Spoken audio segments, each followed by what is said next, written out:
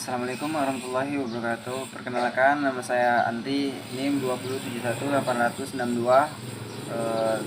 kelas 6B. 2. Sejarah mengenai Gregor Mendel. Gregor Mendel tahun 1822 sampai tahun 1884 merupakan anak dari pasangan petani yang tinggal di Eropa Tengah. Pada usia 21 tahun, dia masuk menjadi anggota biara Katolik di kota Brunn. Di biara inilah dia mulai melakukan percobaan genetika dengan berbagai tanaman kebun. Dari semua tanaman yang dipakai dalam penelitiannya, Mendel memperoleh hasil yang memuaskan ketika dia menggunakan tanaman kacang ercis. Hasil penelitian Mendel dipublikasikan di Society Proceedings pada tahun 1866, namun kurang memperoleh tanggapan dari ilmuwan di kala itu.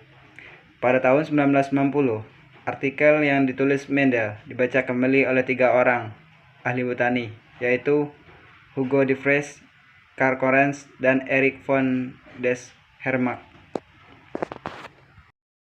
Assalamualaikum warahmatullahi wabarakatuh. Perkenalkan, nama saya Alfi Makfir Effendi dari kelas 6B dengan NIM 207180051. Penelitian Mendel dilakukan selama 8 tahun dari tahun 1856 hingga 1863. Mendel saat itu menggunakan tanaman kapri atau ercis untuk melakukan penelitiannya karena tanaman kapri atau ercis ini memiliki sifat yang kontras, yaitu yang pertama, tanaman kapri dapat melakukan penyerbukan sendiri dan juga tanaman kapri juga dapat disilangkan.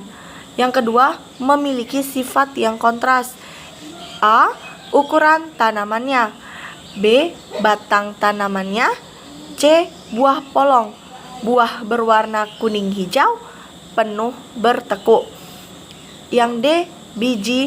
Biji bulat kisut, biji hijau, kulit biji putih, kulit biji abu-abu. Jadi pada kacang ercis memiliki 7 sifat yang kontras, yang mana sifat yang berada di depan itu dengan dominan, sedangkan sifat yang resesif yaitu sifat yang berada di belakang. Dari penelitian Mendel mendapatkan kesimpulan yaitu yang pertama, hibrid atau hasil persilangan 2 individu dengan tanda berbeda memiliki sifat yang sama dengan induknya. Yang kedua adalah karakter atau sifat. Dalam faktor-faktor yang mengambil peranan dalam pemindahan sifat generasi ke generasi. Yang ketiga adalah Mendel merasa bahwa faktor-faktor keturunan itu distribusi yang logis, maka suatu hukum akan dapat diketahui dengan cara mengandalkan banyak persilangan dan menghitung bentuk yang berbeda seperti yang tampak dalam keturunan.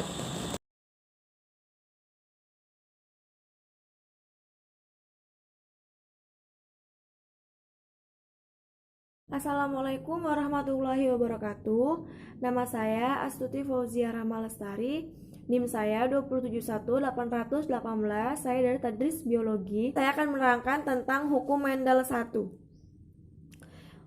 Mendel memiliki percobaan dengan melakukan persilangan 2 kacang ercis yang memiliki satu perbedaan sifat, dikenal dengan persilangan monohidrid, yang mana tujuan dari persilangan ini untuk menjawab sebuah pertanyaan, yang mana pertanyaannya adalah apakah karakter dari individu berasal dari salah satu orang tuanya atau merupakan campuran dari kedua orang tuanya. Nah, untuk menjawab pertanyaan tersebut, Mendel menyilangkan 2 kacang ercis galur murni monohidrid dengan karakter yang berbeda, yaitu satu berbiji kuning dan yang satu berbiji hijau. Kedua induk galur murni ini dikenal dengan istilah generasi parental atau P. Kemudian seluruh keturunan dari hasil persilangan tersebut dikenal dengan filial 1 atau F1, memiliki biji bulat. Fenotip 1 menunjukkan seolah-olah sifat dari individu hanya berasal dari salah satu induknya saja. Baiklah, langsung saja kita mulai melakukan persilangannya. Baiklah, di sini kita akan mencoba melakukan persilangannya. P atau kita sebut dengan parental.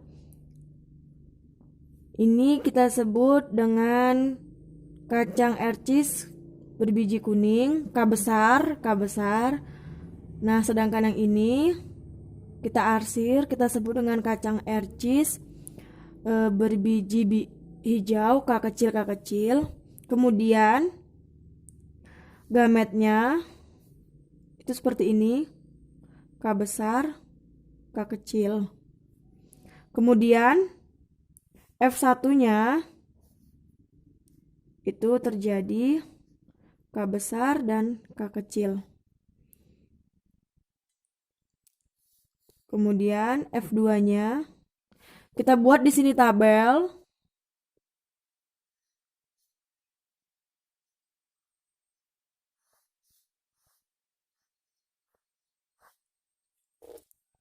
Di sini kita isi, ini kan tadi K besar, di sini K kecil.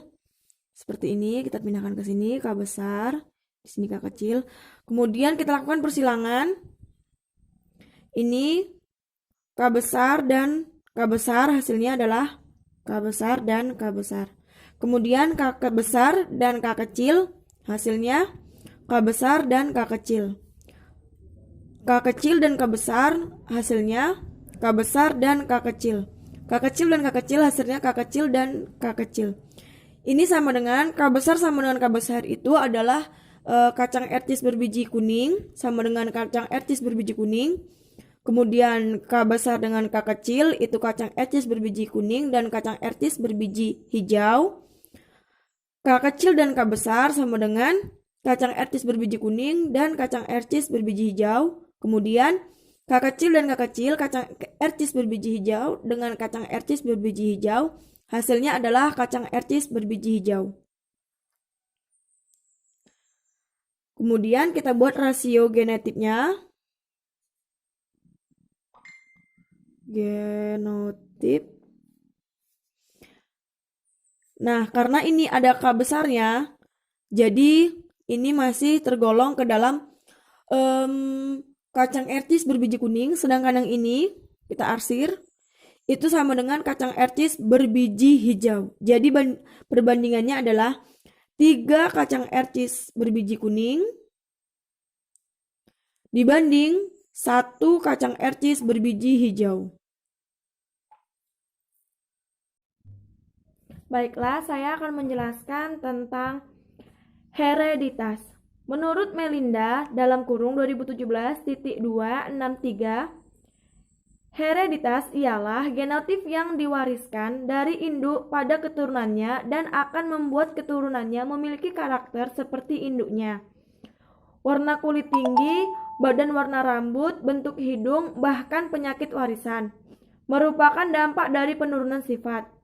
Hereditas dibawa oleh gen yang ada dalam DNA masing-masing sel makhluk hidup dan pada makhluk hidup multiseluler.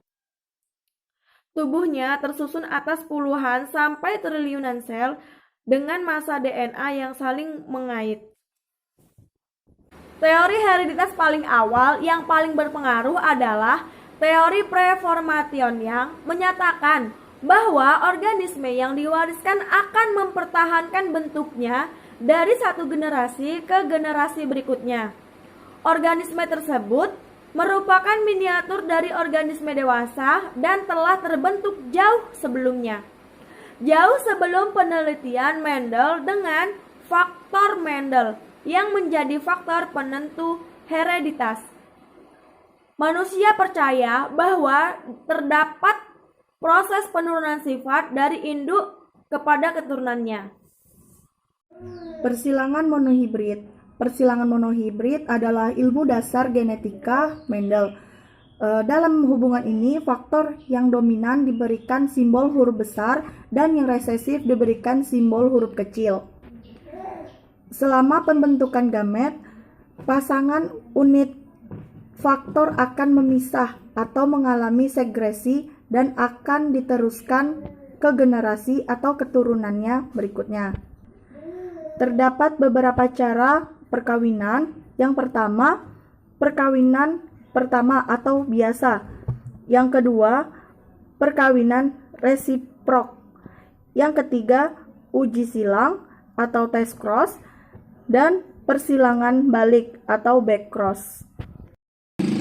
Teori peluang. Teori peluang merupakan alat bantu untuk mempelajari genetika. Teori peluang memungkinkan kita untuk memprediksi seberapa sering suatu kejadian atau kondisi terjadi. Peluang dari suatu kejadian dihitung dengan membagi banyaknya suatu peristiwa terjadi dibagi oleh keseluruhan peristiwa yang mungkin terjadi. Terdapat dua prinsip peluang yang digunakan dalam prediksi hasil dari persilangan. Prinsip pertama adalah hukum perkalian yang menyatakan bahwa peluang dua atau lebih kejadian independen terjadi secara bersamaan adalah hasil kali dari peluang masing-masing kejadian. Peluang seorang pasangan memiliki dua anak dengan anak pertama perempuan dan anak kedua laki-laki adalah 1. Ini diperoleh dari mengalihkan peluang anak pertama perempuan